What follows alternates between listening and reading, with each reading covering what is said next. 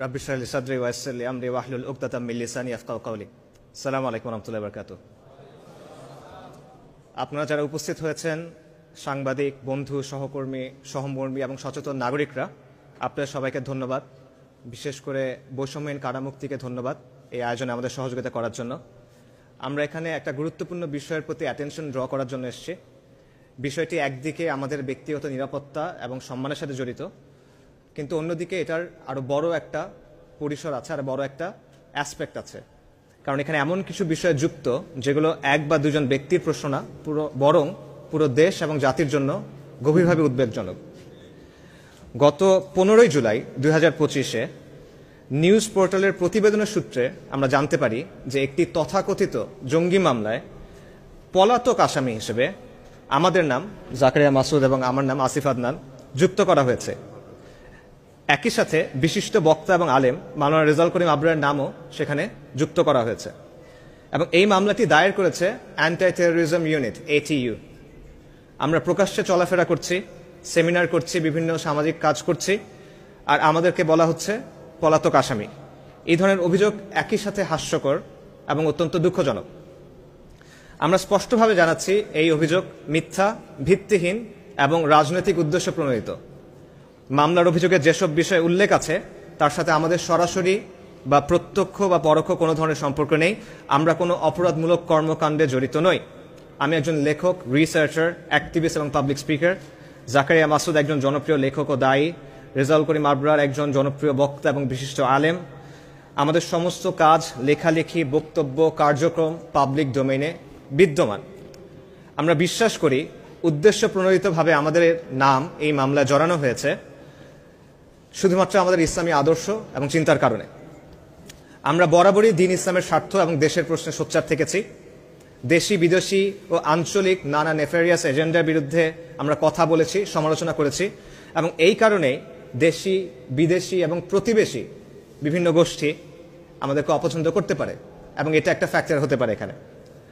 এছাড়া আপনারা জানেন বাংলাদেশে বর্তমানে জাতিসংঘের মানবাধিকার বিষয়ক অফিস খোলার প্রক্রিয়া চলছে। এই পদক্ষেপের অনেকেই বিরোধিতা করেছেন, প্রতিবাদ করেছেন। তবে প্রতিবাদের সবচেয়ে বেশি সোচ্চার এবং সক্রিয় অবস্থান ছিল এবং আছে ইসলামপন্থীদের। আমাদেরকে এভাবে মিথ্যা মামলায় ফাঁসানোর অপচেষ্টা হতে পারে যে এটি ইসলামপন্থীদের একটা বার্তা দেওয়ার চেষ্টা। আমরা এই ভিত্তিহীন মামলার তীব্র প্রতিবাদ জানাচ্ছি, এবং এই মামলাটি শুধু আমাদের জন্য মানহানিকর না, বরং এটা আমাদের নিরাপত্তার জন্য হুমকি। আমরা ইতিমধ্যে আইনি পরামর্শ গ্রহণ করছি এবং পরিস্থিতি অনুযায়ী পরবর্তী পদক্ষেপ আমরা গ্রহণ করব ইনশাআল্লাহ। এই মামলায় আমাদের নাম জড়ানোর একদিকে মানহানি, যেটা আমি বললাম, অন্যদিকে এখানে নিরাপত্তার একটা হুমকি আছে। কেন?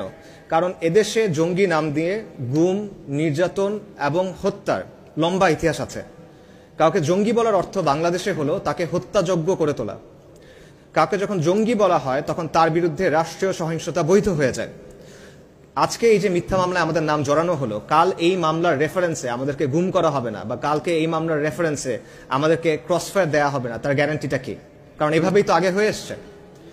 এবং বিষয়টি শুধুমাত্র আমাদেরকে নিয়ে না, এখানে আমাদের যাদের নাম যুক্ত করা হয়েছে তারা সবাই মোটামুটি পাবলিক ফিগার, প্রমিনেন্ট ফিগার।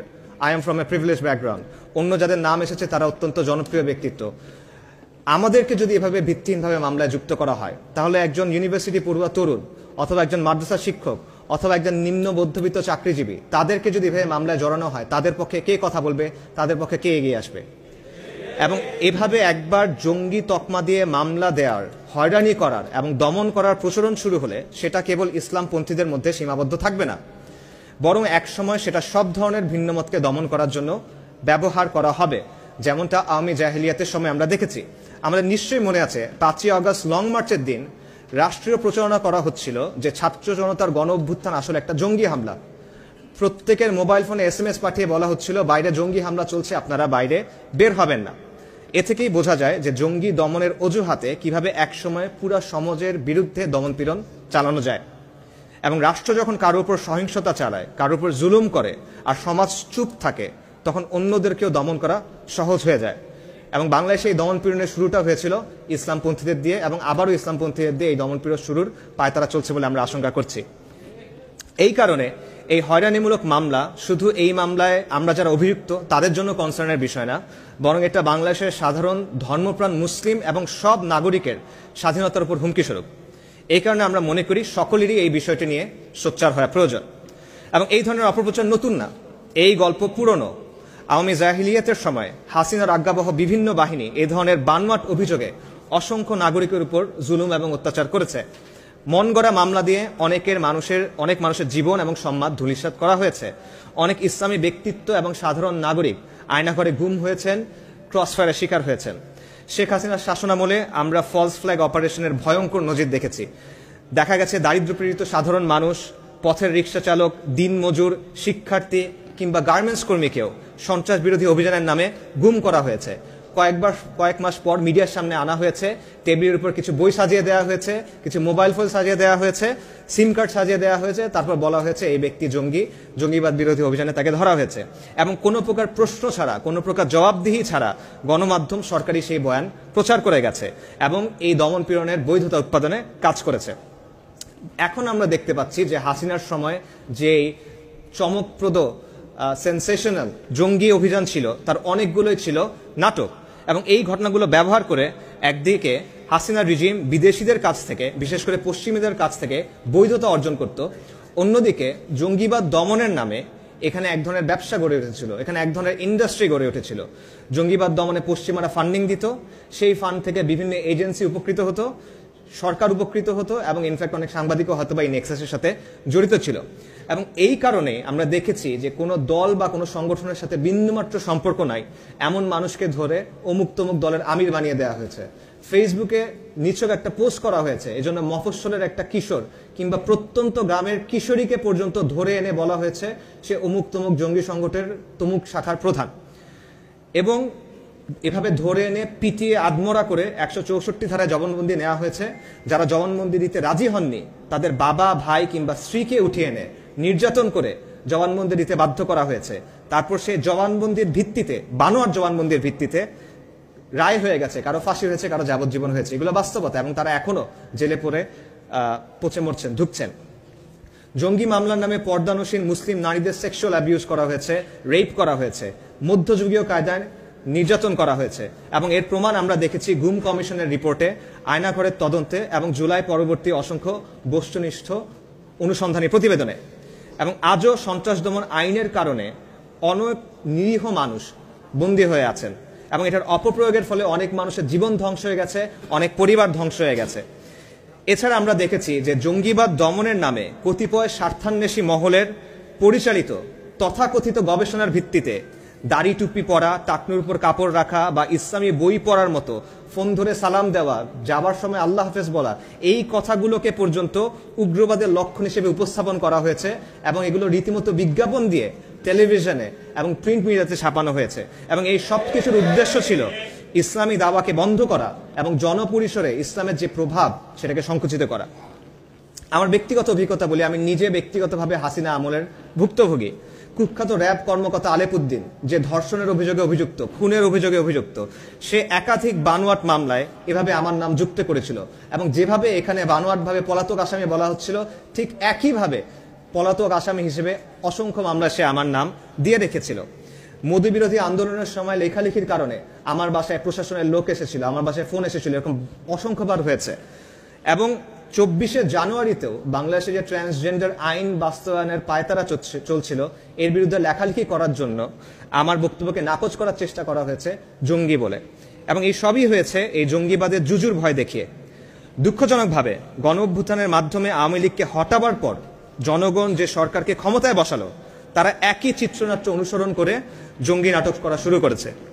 যেহেতু এই ন্যারেটিভ ব্যবহার করে ইতিপূর্বে অবর্ণনীয় অত্যাচার ও মানবাধিকার লঙ্ঘন হয়েছে, তাই এই ধরনের মামলায় অত্যন্ত সচেতনতা এবং সংবেদনশীলতা জরুরি।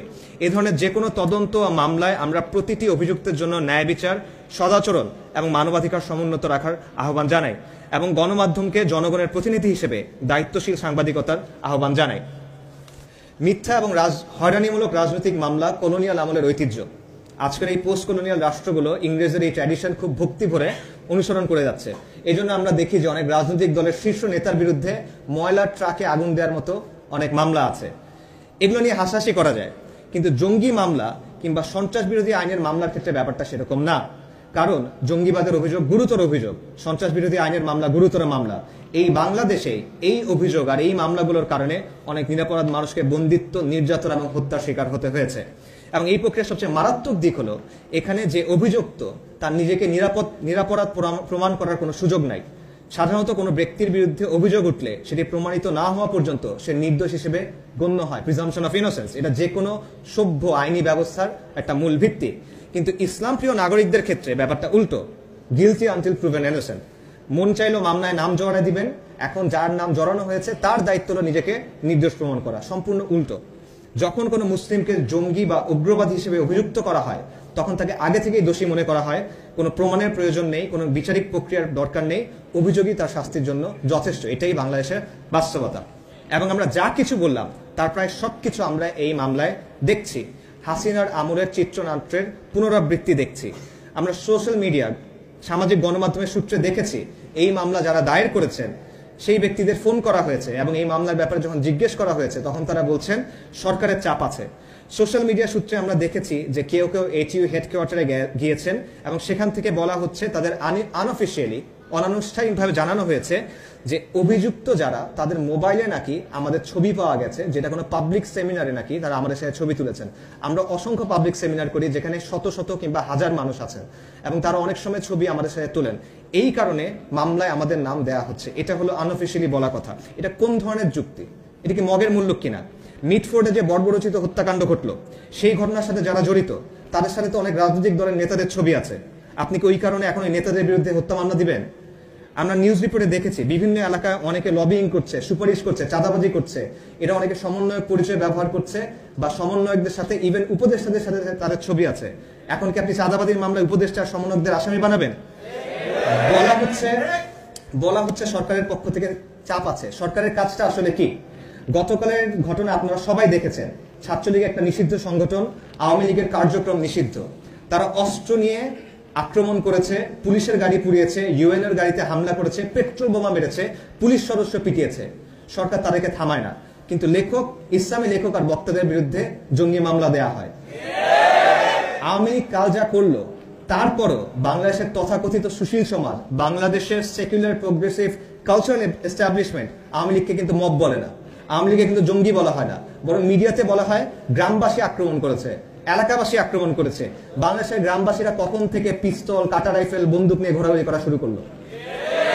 বাংলাদেশের সেকুলার প্রগতিশীলরা আমরা এমনও দেখছি তারা কালকের পর বলছে যে কেউ যদি আওয়ামী লীগ সমর্থন করে শুধুমাত্র আওয়ামী লীগ সমর্থন করার জন্য তাকে দোষী বলা যাবে না। এটা হলো সেই আওয়ামী লীগ যারা গত জুলাই মাসে 2000-এর বেশি মানুষ হত্যা করেছে, যারা 1500 বেশি নাগরিককে গুম করেছে, তাদের মধ্যে 300 জনের বেশি নাগরিককে গুমের পর হত্যা করেছে। তারপরও আওয়ামী লীগ সমর্থন করার জন্য কিংবা কালকে যা হলো সেটাকে সমর্থন করার কারণে কাউকে জঙ্গি বলা যাবে না, কারোর বিরুদ্ধে কিছু করা যাবে না, ঠিক আছে। কিন্তু ইসলামপন্থীদের বিরুদ্ধে বানোয়াট মামলা দেওয়া যাবে, কারণ তারা ইসলামপন্থী। আপনি ইচ্ছা মতো আমাদের গুম এবং নির্যাতন করতে পারবেন, আমাদের মেরে ফেলতে পারবেন। কেউ পাবলিক লেকচারে আমাদের সাথে ছবি তুলেছে, তাই আপনার সন্দেহবশত আপনি নামে কেসে নাম দিয়ে দিতে পারবেন। এই হলো বাংলাদেশের অবস্থা। এটা বাংলাদেশের সমাজ এবং রাষ্ট্রের কাঠামোগত যে ইসলাম বিদ্বেষ, সেটার বাস্তবতা। পাশাপাশি আমি এটাও বলতে চাই যে যাদেরকে অভিযুক্ত করা হয়েছে, যাদেরকে গ্রেফতার করা হয়েছে, তাদের ক্ষেত্রেও প্রকৃত পরিস্থিতি কি সেটা আমরা জানি না। এখানে প্রপার ইনভেস্টিগেশন প্রয়োজন। আমরা সোশ্যাল মিডিয়াতে দেখেছি যে কেউ কেউ বলেছেন যে এখানে কেউ কেউ আছে যারা ইতিপূর্বে গুমের ভিকটিম ছিলেন, এখানে কেউ কেউ আছেন যারা নাকি ওই সময়টাতে জেলে ছিলেন। এই তথ্যগুলো আমাদের পক্ষে ভেরিফাই করা সম্ভব হয়নি, তবে এই তথ্যগুলো যাচাই করা উচিত। কারণ সোকল জঙ্গি মামলার ক্ষেত্রে এই সংস্থাগুলো যেসব বক্তব্য তৈরি করে, এই সংস্থাগুলো যেসব বয়ান দেয়, সেগুলো বিশ্বাস করার মতো না, যেটা আমরা ইতিপূর্বে দেখেছি। তো যেই অজুহাত আর মামলাকে ব্যবহার করে হাসিনা সরকার এত জুলুম করলো, 1 বছরের মাথায় সেম বয়ান, সেম গল্প যখন সামনে আনা হচ্ছে, তখন সেটা যাচাই করা অত্যন্ত গুরুত্বপূর্ণ যে ব্যাপারটা আসলে কি হচ্ছে। তাদের পরিবারগুলোর সাথে কথা বলা হচ্ছে কিনা, তাদের সাইড অফ দ্য স্টোরি শোনা হচ্ছে কিনা, এবং এই কাজটা মিডিয়া করছে কিনা, মিডিয়া কি ওই ন্যারেটিভকে প্রশ্ন করছে কিনা, নাকি বাহিনীগুলো যা বলছে সেটাই তারা তোতা পাখির মতো আওড়ে যাচ্ছে। এই বিষয়গুলো প্রশ্ন করা দরকার। এবং আমরা মনে করি এই জঙ্গি নাটক মঞ্চানোর উদ্দেশ্য হলো দায়ী এবং আলেমদের নিরুৎসাহিত করা, জনপরিসরে ইসলামের অবস্থানকে সংকুচিত করা, বিদেশি শক্তিকে খুশি করা, এবং সম্ভবত আইন শৃঙ্খলা বাহিনীর ভেতরে কৃত্রিম সাফল্যের গল্প তৈরি করে প্রমোশন নিশ্চিত করা। আমরা স্পষ্ট ভাষায় বলতে চাই, জঙ্গি নাটক মঞ্চায়নের এই প্রবণতা বন্ধ করতে হবে। দেশে যেন অতীতের ফ্যাসিস্ট জাহিলি নিপীড়নের পুনরাবৃত্তি না ঘটে, এজন্য সংশ্লিষ্ট সবাইকে সতর্ক থাকার এবং সোচ্চার থাকার আহ্বান জানাই। আমরা চাই না পুরনো জাহিলিয়াত ফিরে আসুক, এবং আমরা স্পষ্টভাবে বলতে চাই, ধর্মীয় পরিচিতির কারণে অপবাদ দেওয়া এবং তাদের জঙ্গি হিসেবে উপস্থাপন করা চরম অন্যায়, যা প্রতিহত করা আবশ্যক। ধর্মীয় বিশ্বাস এবং প্র্যাকটিসের কারণে এমন দমন পীড়ন কোনোভাবেই গ্রহণযোগ্য নয়। আমরা এই পরিকল্পিত জাহিলি নীতির তীব্র প্রতিবাদ জানাই এবং একই সঙ্গে আমরা এই জঙ্গি নাটকের রচয়িতা ও পরিকল্পনাকারীদের চিহ্নিত করে তাদের দ্রুত জবাবদিহিতা এবং বিচারের আওতায় আনার জোর দাবি জানাই। যারা এই ষড়যন্ত্র করেছে তারা জেনে রাখুক, এতে তারা সফল হবে না ইনশাআল্লাহ। ইতিহাস জালিমদের জন্য কখনো উদার হয় না, আর জুলুমের বিরুদ্ধে স্বয়ং আল্লাহ সুবহানাহু ওয়া তাআলা সাক্ষ্যদাতা। আল্লাহ আযজা ওয়া জাল বলেছেন, ওয়া মাকারু ওয়া মাকারাল্লাহ ওয়াল্লাহু খায়রুল মাকিরিন। তারা ষড়যন্ত্র করেছিল আর আল্লাহ জবাবে কৌশল করেছিলেন, এবং আল্লাহ সর্বোত্তম কৌশলী। আমরা আল্লাহর উপর তাওয়াক্কুল করি। আসসালামু আলাইকুম ওয়া রাহমাতুল্লাহি ওয়া বারাকাতুহু।